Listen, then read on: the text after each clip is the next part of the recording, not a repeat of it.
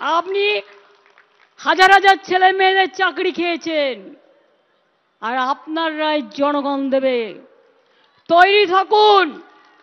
আপনি যেখানে দাঁড়াবেন আমি স্টুডেন্টদেরই নিয়ে যাব, তার কারণ স্টুডেন্টরাই লড়াই করবে যাদের চাকরি আপনারা খেয়েছেন।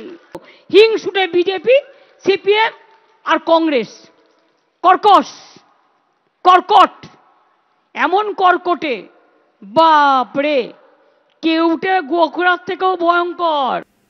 যাক, তাহলে এত কড়াভাবে আমাদের ঘরের চোরগুলো, যারা দোলা সেনের করে দেওয়া হিসেব অনুযায়ী 25-75% ভাগটা যারা আমাদের দেয় তাদের আর ধরবে না, এটা মমতা বন্দ্যোপাধ্যায় নিশ্চিন্ত হলেন।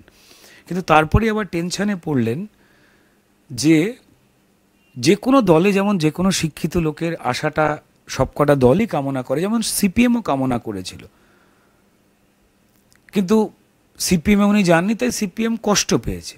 ঠিক কিভাবে রেগে যাবে ঠিক করতে পারছে না, ঠিক আছে?